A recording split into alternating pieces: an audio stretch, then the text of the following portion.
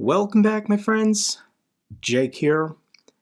Today on the channel, we're going to do another question and answer video once a month on the community tab of my YouTube channel. I'll put out a question prompt such as this one. Down below, you can ask me anything about anything, read each other's questions, and thumbs up the ones you want me to respond to. I'll respond to as many top-ranked questions as I can in today's video. The cutoff was 70 thumbs up. Thank you to everyone who left a question and read each other's questions. So the top-ranked question was from user-UR9LD5FV5R. Hi Jake, can you confirm that some kind of procedure was started in Congress to bypass the Speaker of the House in order to schedule a vote on aid for Ukraine? Thank you and keep up the good work. So I'm filming this video on Monday, March 9th. I'm probably going to publish it on Saturday. I just gave you guys my secrets. When I record these question and answer videos, usually I'm traveling or I'm hosting someone and I can't film my regular videos. So it might have changed in the last couple days, but as of today when I'm filming, the answer is no. I don't actually have confirmation that the discharge process has been initiated. And I think the reason why is the Democrat leader Hakeem Jeffries doesn't want to do it himself for fear that this will scare away House Republicans.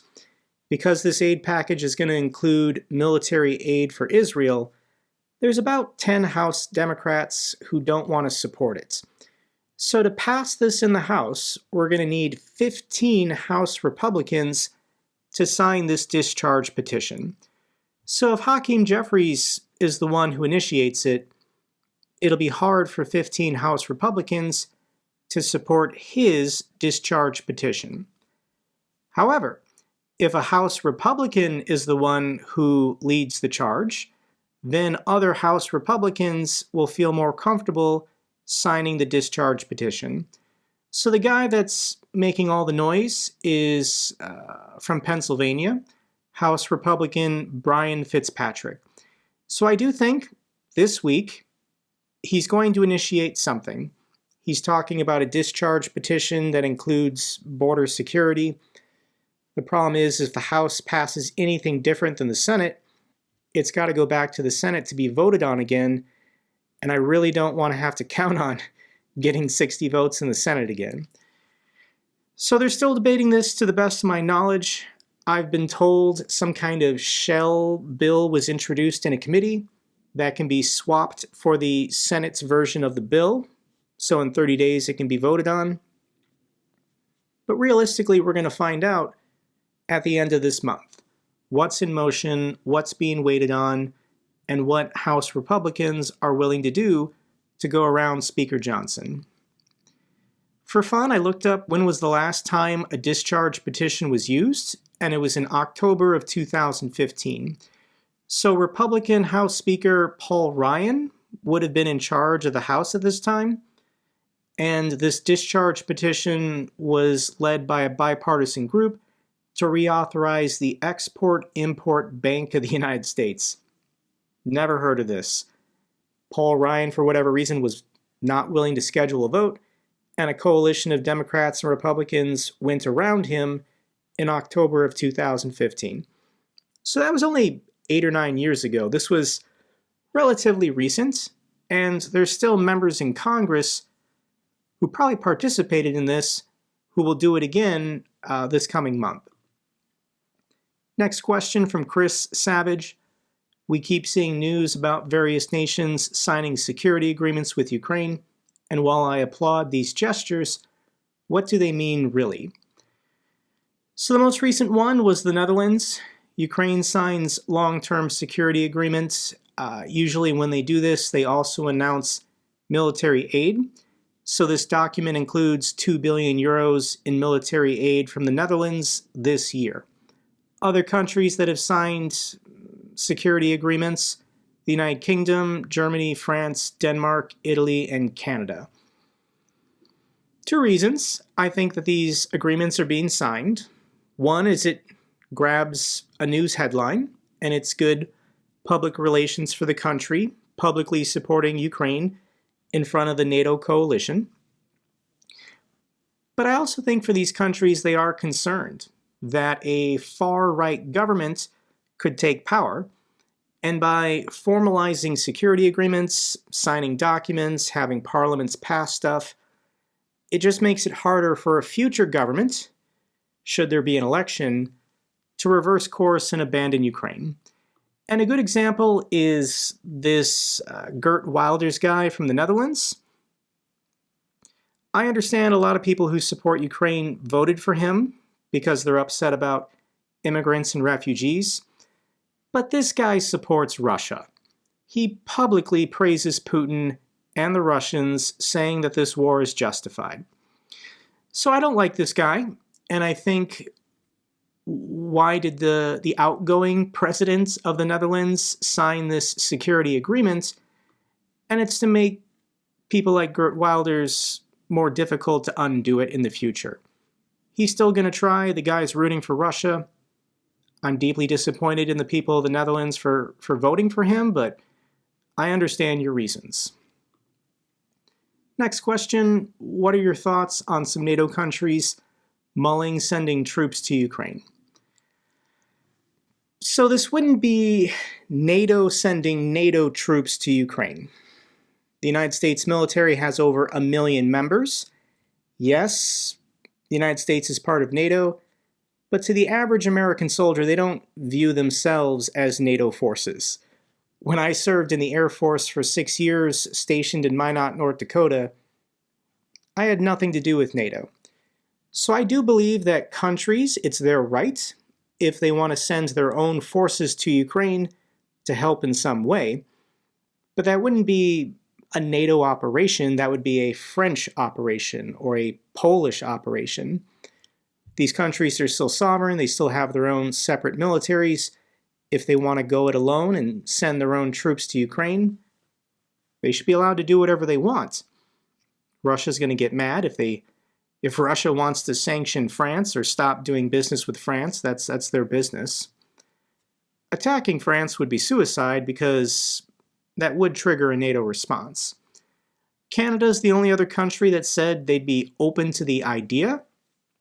And I think these Western countries want to send specialists, not frontline soldiers who could be killed or captured in a trench somewhere, but cybersecurity experts, trainers, advisors. I think the big one is maintainers, people who know how to operate this menagerie of Western equipment that's been donated to Ukraine. So I think, especially for mechanics and maintainers, this, in my opinion, already should have happened. I think Western militaries should have already sent specialists and maintainers to support the equipment used to fight on the front lines. Realistically, this war is not going to end anytime soon. Ukraine needs all the help they can get. I want to see more initiatives like this from other countries, especially those at risk. Anyone with military experience from the Baltics or Finland or Poland, Georgia, Moldova, please go to Ukraine and help them in some way. Next question, why doesn't Biden address the nation to explain the harm that the GOP is doing by withholding funds and appealing to the people directly? Seems like it may help. Yeah, President Biden already did this. Officially, funding ran out on October 1st. House Republicans have been blocking a vote they know would pass for almost 6 months now. So President Biden, at every opportunity, says the correct thing. And he gave an address to the nation on December 6th of last year. It was nationally televised. But people just move on. Republicans keep saying no. They keep blocking. They keep deflecting. What's President Biden supposed to do? And I am filming this on Monday. Once again, the State of the Union address is going to be on Thursday, March 7th. I'm sure Biden will seize upon this opportunity to once again argue for House Republicans to just schedule a vote and allow military aid to go to Ukraine. And I know a lot of people are very nervous about Donald Trump being elected. Majority of the 2020 Biden voters believe that Biden is too old to be president in 2024. So I think Biden's going to be 81 at the time of re-election. If he's re-elected, he'll be 85 or 86 when he leaves office. And yeah, I agree, let's be honest, this is a little old. I think if Biden is re-elected and he's giving a State of the Union address in, like 2027 or 2028, it's going to be very sad for America to see someone this old still doing a very difficult job, a very demanding job. No disrespect, there's plenty of brilliant people still doing amazing work in their 80s, but not every day, as you have to do as the President of the United States. And I still think that Biden is going to be reelected. Ignore the polls you've been seeing recently. And what this is going to come down to, like it does in most political elections here in the United States, is money. Who spends more money? Paid campaign staffers doing field work, getting out the vote, running stupid TV ads. And Joe Biden is crushing it in fundraising efforts. But the election is still 8 months away. He's not spending any of this money. He's not really campaigning, while Trump, trying to win a primary, is campaigning, attacking Biden every day. So what's happened with the Republicans is they've alienated the business community. They've alienated a lot of college-educated, white-collar voters with disposable income. And state RNCs are in a disarray. They're insolvent. They've run out of money. Trump doesn't really seem to be doing anything to fix this, but you need money. You need to run television ads. You need to hire staffers to knock doors and canvass. So what's going to happen is the conventions are in August. The Republicans are going to have their convention. The Democrats are going to have theirs. And then we head into the last 3 months. And that's when President Biden is going to spend probably $500 million to be reelected. And it is going to make a difference in the polls. The attack ads against Donald Trump related to January 6th and whatever, they write themselves. America is going to be blasted with the dystopian future of a Donald Trump re-election. And I don't think Americans are going to do it. Next question. Why doesn't the Polish government want to solve the border issue? The Polish farmers are preventing humanitarian aid from getting into Ukraine. So this issue with the border between Ukraine and Poland, I don't really understand Poland's internal politics. In the comments section, people have tried to explain it to me, but depending on your perspective, depending on who you voted for in the last election, it's your opinion that your guy is the good guy and the other guy is the fascist, and vice versa. As an American, I don't understand. But I think the real reason why Polish farmers are genuinely upset is financially they've done very well the last 20 years, being a member of the European Union and receiving very generous farm subsidies. But things are shrinking. Their margins are shrinking. And the EU says it's okay for Ukraine to transit their grain through Poland to get it out into the wider world. The problem is if any Ukrainian grain at all goes into Poland, Polish farmers are now competing for storage costs, transportation costs, loading costs, even if that Ukrainian grain is never sold in the EU. So they want to block all of it. And it's purely for personal financial reasons. And if it was just financial, maybe okay, whatever, I can understand. But they're not being... It's obvious they're being manipulated. I can show you this picture of a Polish farmer flying a Soviet flag with a sign saying, "Putin, get our government and Brussels in order. But why is grain from Russia and Belarus still being allowed into Poland? Genuine question, I don't understand. Why are these blockades only happening at the border with Ukraine when Russian grain is still coming into the EU? If you blocked the Russian grain from coming in, that's less competition for prices. This would help Polish farmers, I assume. So the fact that these Polish farmers are only targeting Ukrainian grain and not grain from Belarus and Russia, this stinks to me. This gives me a pretty negative opinion of Poland, honestly. So to anyone watching this, I know I've got a lot of Polish supporters. I just want to say that you're completely ruining your international reputation. These pictures and videos from these border blockades, destroying food, sabotaging trucks, sabotaging rail cars. My opinion of Poland is getting pretty damn low, as I am frustrated that their government is not enforcing EU regulations. Ukrainian grain has the right to transit through Poland to get to a port or get to another country. It shouldn't be acceptable for these Polish farmers to organize these blockades. There's no good answer here. Chris Young states, the options available to destroy the Kerch Bridge. There are several options. If Ukraine got closer to the bridge and had access to ATACMS or Taurus cruise missiles, this could definitely destroy the bridge. Ukraine would love to get a series of sea drones in there, such as Sea Baby, but Russia has put up barriers. They're watching the waters. I do think Ukraine has attempted to get some drones to the bridge to destroy it, but Russia has the area pretty much locked down. In my opinion, the best way to bring down the bridge is exactly how they did it in October of 2022.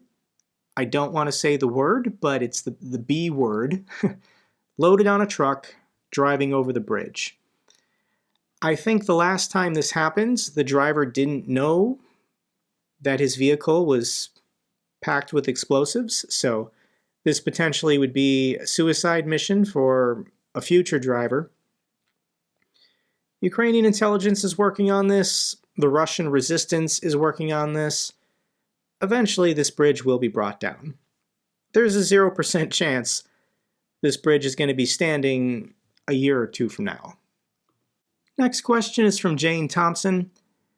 Is there a chance that the GOP will lose their slim Republican majority by this month?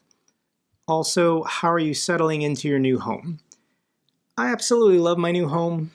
The neighborhood I'm currently in is much quieter. The place I was living in last year, I could hear dogs, I could hear leaf blowers. There was kind of a big street, so I could sometimes hear sirens or children playing on the sidewalk in front of my house. So the place I'm living now is much better for recording YouTube videos. That was my #1 priority. As for Republicans losing their majority in the House, with the current balance of power, I think they only have a 3-seat majority now. So either 3 or 4 House Republicans could resign, and that would give a majority control to the Democrats. This is a possibility because a House Republican just resigned in January. Bill Johnson plans to resign to become the Youngstown State University president. So this guy from Pennsylvania, Bill Johnson, he knew how slim the Republican majority was, and he decided to just quit Congress to go take this job at a university. It's actually really not a bad strategy.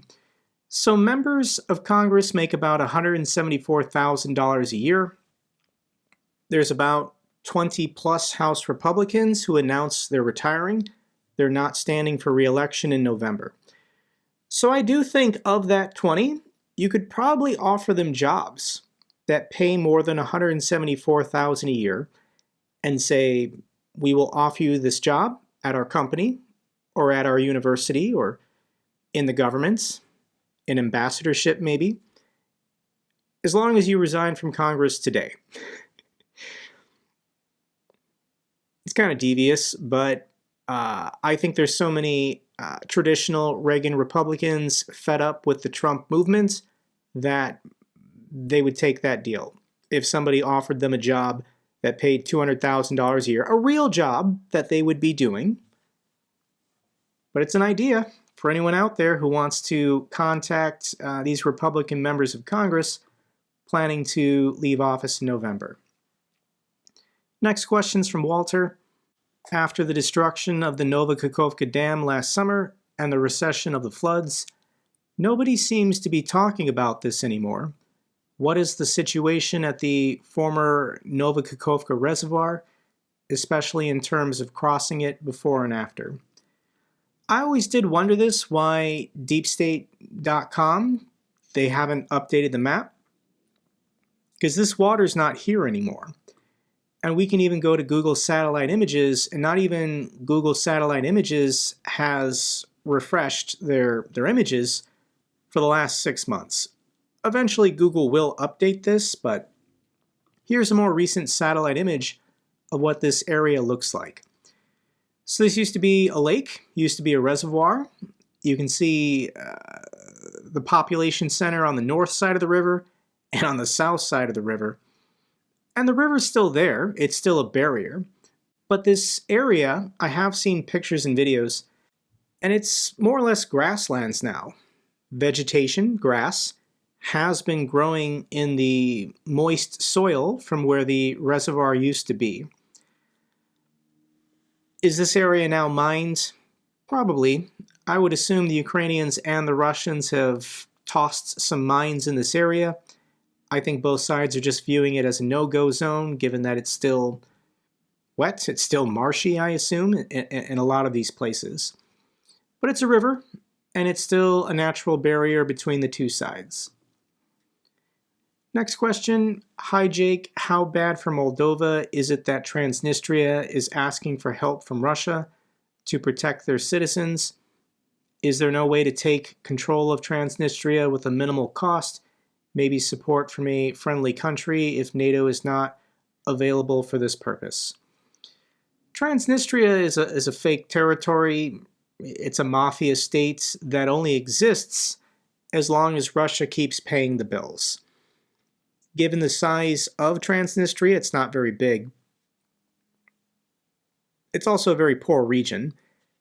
Russia pays for this place to exist, and the second Russian payments stop, this area will collapse. Now, I imagine the people who live here are pretty brainwashed, but their lives would be significantly better if they just reunited with Moldova. And really, Moldova shouldn't even exist. It's an artificial creation from the Soviets. Moldova should be part of Romania. If Moldova just voted to allow themselves to be annexed by Romania, there are serious talks of this happening. They could unite their languages, they could unite their people, Moldova would instantly become part of the EU and part of NATO. What's preventing this is Transnistria. Transnistria has stunted the economic opportunities of Moldova for 30 years. Russia's done this deliberately. So as soon as Russia is defeated, as soon as Putin regime collapses, Transnistria is going to resolve itself. The power players in this district will realize the spigots from Moscow have been turned off, and they'll eventually find a way to reconcile, rejoin with Moldova, but more than likely link up with Romania. Here's a question. Hi Jake, we hear that Russia is already in a war economy mode and therefore is able to replace parts of its enormous hardware losses, and that Europe has problems coming up with hardware like ammunition because it is not in a wartime economy. I wonder what switching a modern Western economy into a war mode would actually mean. I assume giant sums would be involved and drastic measures like martial law to prevent lawsuits from companies. Without some attack on NATO, this won't happen. I think the only way for this war to end is Russia has to run out of money. Russia has to go bankrupt. And that's difficult because Russia's a very resource-rich country. They've got oil, gas, diamond, golds. They also have a net surplus of food production, so they're not going to go hungry. So this $300 billion that Russia had in reserves, half of it was in foreign banks. Putin didn't inform his financial advisors that he was planning on invading Ukraine. The other half was still in the country.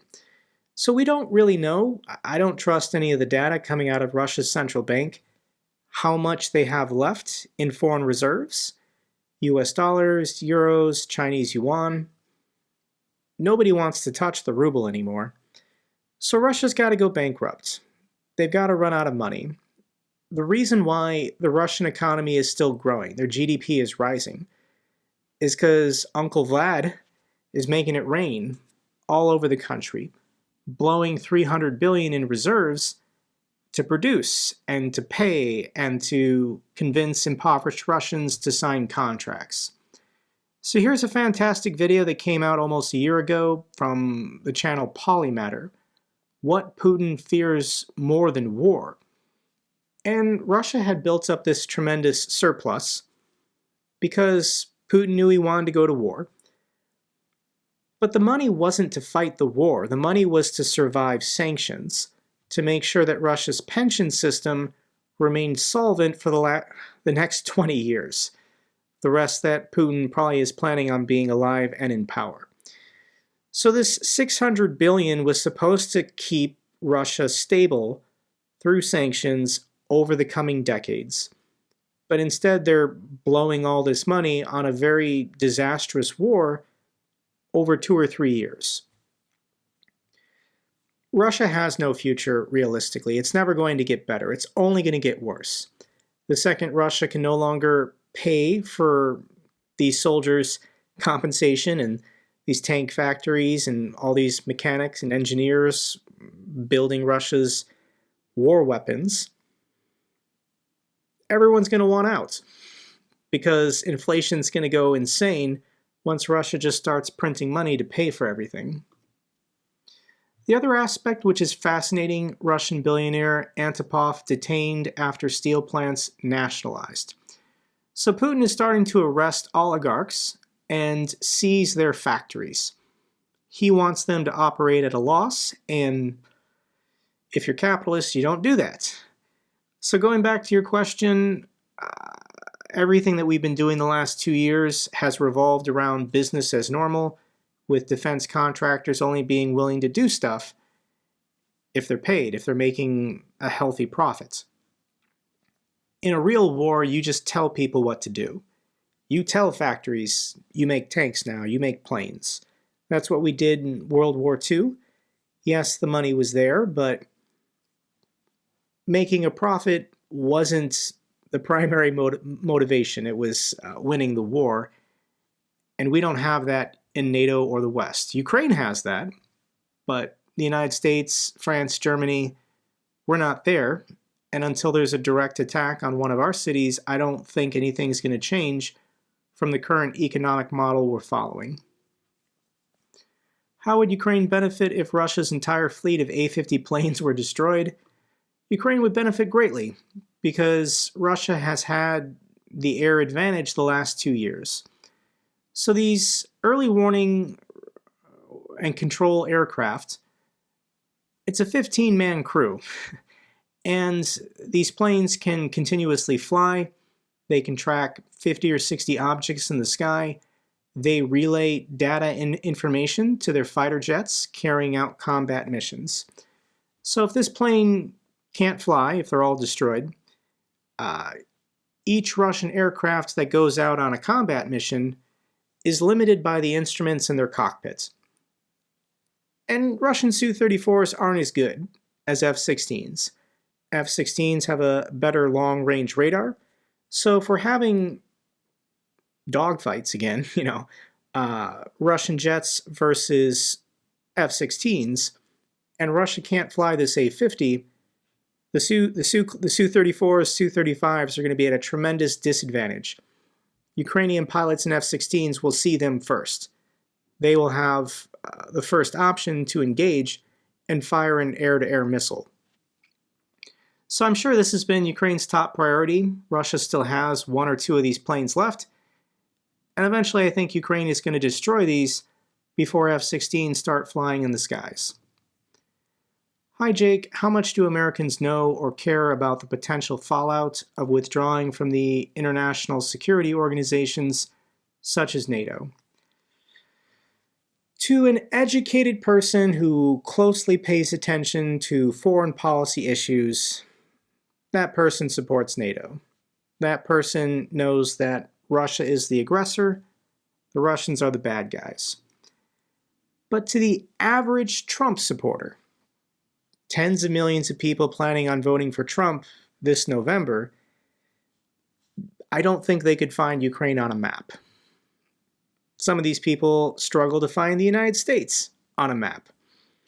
And as far as conservatism in America and isolationism, it's a cycle repeating. Conservatives were isolationists during World War I. That didn't work. Conservatives were isolationists during World War II. Once again, that didn't work. The America First movement, Make America Great Again, this is a fascist movement from the 1940s to chant America First when this slogan has already been used. So the America First Committee was an isolationist group that was controversial for its anti-Semitic and pro-fascist views. It did disband after the Japanese attack on Pearl Harbor, but they were doing everything they could to keep the United States out of World War II, arguing that Hitler wasn't the bad guy. What's happening in Europe is Europeans' problems. America shouldn't get involved. America first. Just let Hitler and the Nazis win. We can have good relations with them. It was stupid then. It's equally stupid now. And Trump, it's creepy, but he just really likes dictators. He doesn't look forward to or get excited about meeting Macron or Schultz or whoever the British Prime Minister is at the time. But when Trump gets to meet a dictator, he really admires these people. He says nothing but good things about them. Because Trump likes power, and he sees the absolute power that Xi has, or Kim Jong-un has, or Putin has. And I think he has publicly stated this, that that's what he wants. He wishes he could have this here in the United States. He was caught on camera back in 2019 saying, he loves it when soldiers stand up at attention for him. He loves military parades. He talks about how strong the American military is as long as they're subordinate and loyal to him. That's how he views America's military.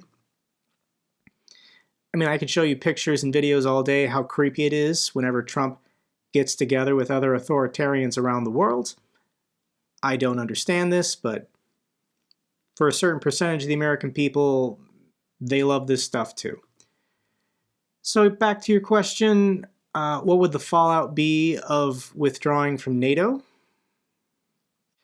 Short term, not much, but long term, things would get much worse in the world. Final question, if we can't trust the United States to be there when we need them, should Australia look at getting its own nuclear weapons? I still think President Biden is going to get reelected, so all of our security agreements will survive for another 4 years. But yeah, if you're Australia, you might want to get nuclear weapons.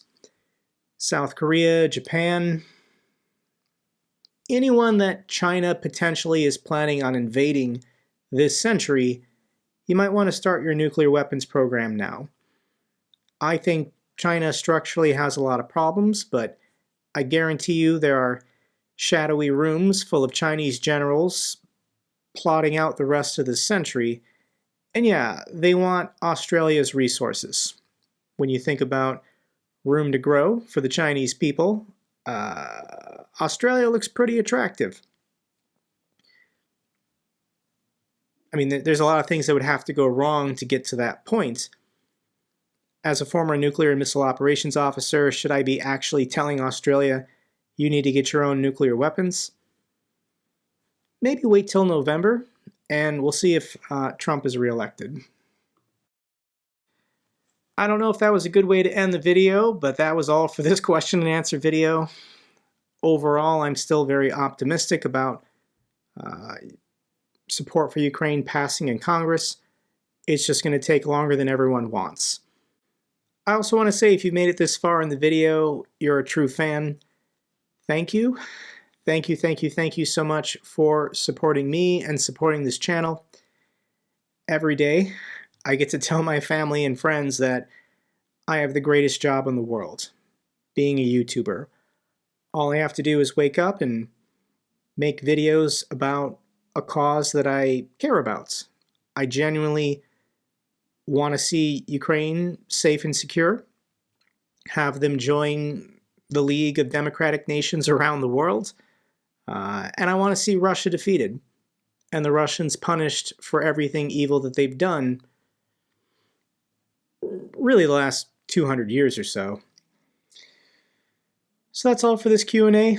Until next month, take care everyone.